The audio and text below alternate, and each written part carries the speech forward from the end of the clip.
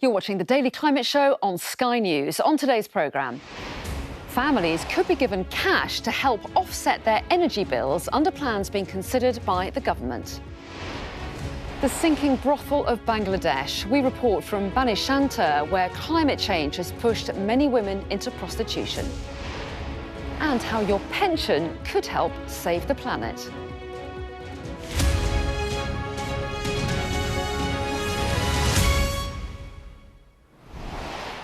Hello and welcome to the UK's only daily climate news show, where we track the changes happening to our world right now and meet those developing the solutions.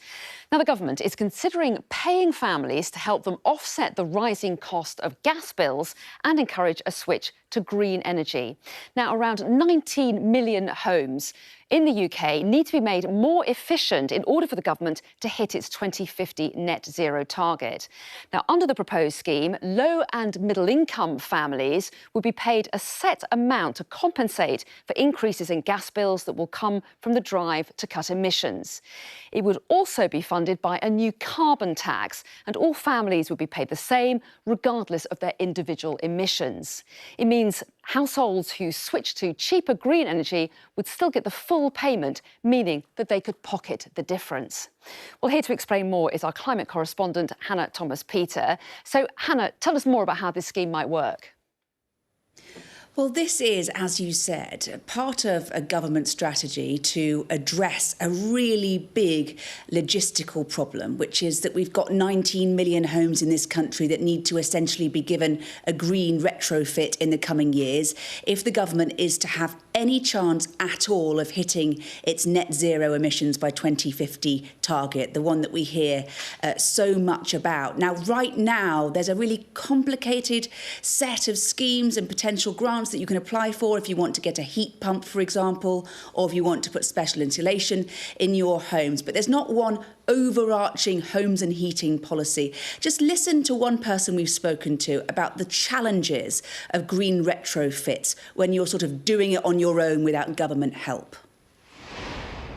I would guess that the renovations so far are in the £10,000 to £20,000 range. I've done a lot of the work myself and with the help of friends and family. So I imagine that it could be a bit more than that. I would say that this is a fairly small house, and there are much larger homes that require a much deeper retrofit. So the cost can rise. So Boris Johnson knows that he has got to find a way to incentivise green behaviour. And it's not just a practical problem, it's a political one as well. This scheme that the government is considering is about making sure that all those new Conservative voters in particular, low-income homeowners in particular, aren't suddenly faced with unreasonably high costs as this country races to go green. Hannah, thank you. And you can find out more about how the scheme would work on our website. Just head to skynews.com/climate. Let's take a look now at the day's other climate news. And the Australian government says there are grounds to appeal a judgment declaring young people must be protected from pollutants from a coal mine expansion if approved. The judge said the country's Environment Minister, Susan Ley, must take reasonable care to avoid causing personal injury or death to those under 18. The UK is ranked 6th in the world for the share of electricity generated by wind and solar. These renewables accounted for 29% of Britain's electricity production last year, according to analysis by the think tank Ember. Electricity generated by wind and solar has doubled over the last 5 years and now provides almost a tenth of the world's electricity. The Co-op has introduced in-store recycling across the UK in a bid to reduce plastic waste. The launch of the recycling points follows a successful trial in 50 stores that saw 86% of customers use the service. Crisp packets and yoghurt lids are amongst the items that can be collected through the scheme, which also accepts food packaging from other retailers. The University of Bristol has become the first university in the world to achieve institutional Green Labs certification. It means the university's laboratories are reducing the impact on the climate through using more efficient equipment and better waste management. Although labs are essential for climate research, they have 5 times more environmental impact compared to office spaces. And the London Sinfonietta Orchestra are staging a concert totally off-grid. Instead, the performance, called Houses Slide, will be powered entirely by bicycles. 16 bikes will be used to generate energy for the performance, which explores one woman's journey tackling the climate crisis.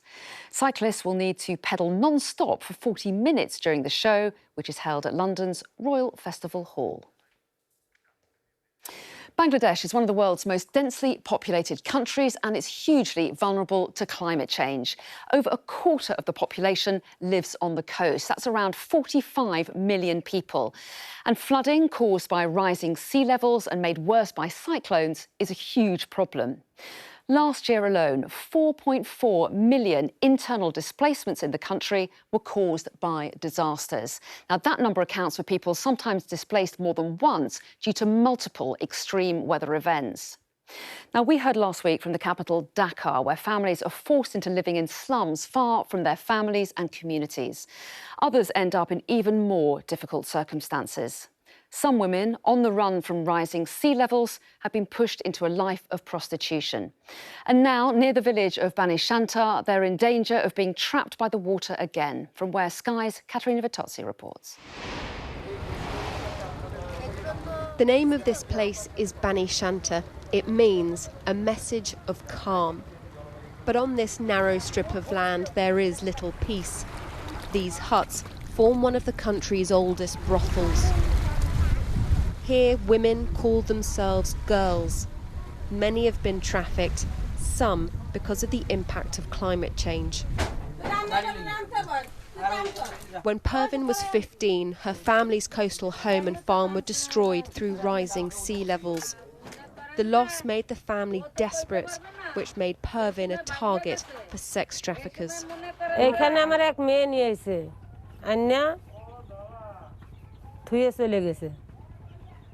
আমি আর যাইনি এখানেই রয়ে গেছি আমার এক ছেলে আছে এক মেয়ে আছে সেই মেয়ের কাছে আমি কেবল আইছি গার্মেন্টস দেওয়ার কথা বললে আনছে তারপর আর কি হবে এখানে নিয়ে এসে এখানে আইনা দিয়ে চলে গেছে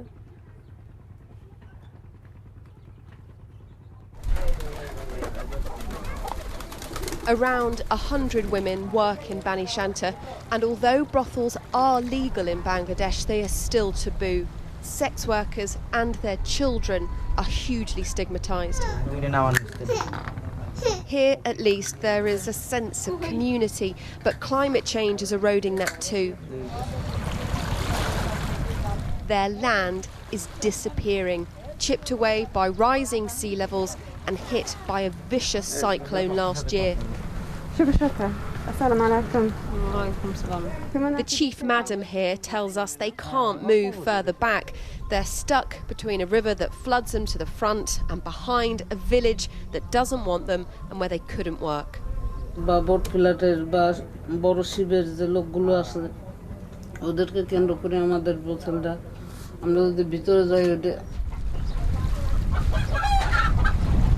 Climate change affects us all, but it also exposes vulnerabilities and affects some so much more than others.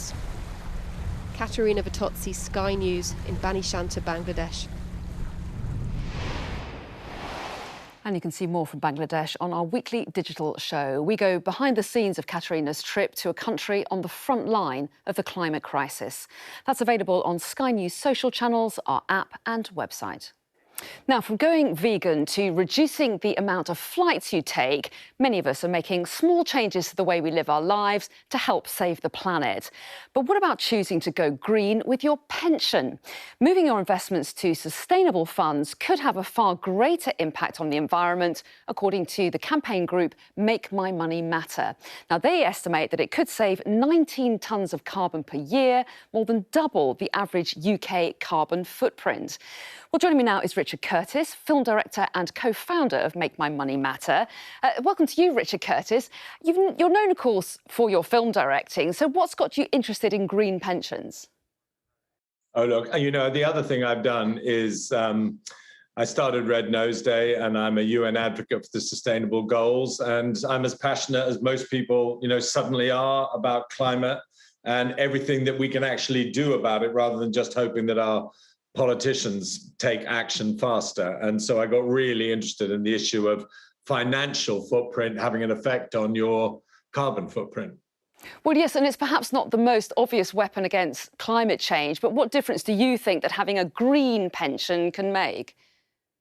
Well, it's incredible, actually, because all the money that we've got in pensions is invested. I don't think when I started looking into this, I knew even that, which means that you have a choice to invest in all the companies, all the things that you can make a difference, so your money won't be contributing to deforestation, it'll be contributing to renewable energy. You'll be in affordable housing, you'll be supporting all sorts of things that can really help the planet without doing anything apart from making the initial demand or choice to change your pension into a sustainable one. So it's literally the biggest weapon that most individuals have to personally have an effect on climate change.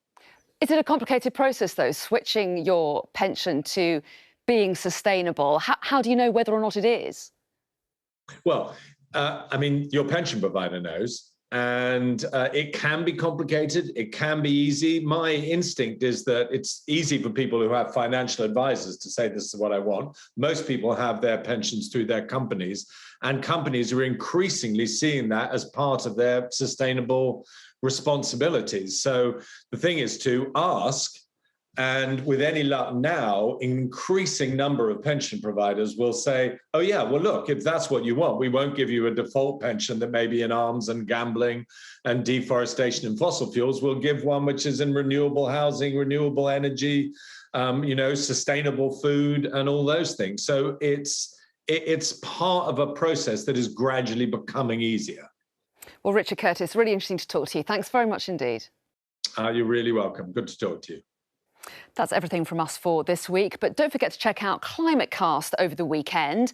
And in the latest episode, find out what climate change and donuts have got in common. You can find that wherever you normally get your podcasts from. Thanks for watching and see you next week.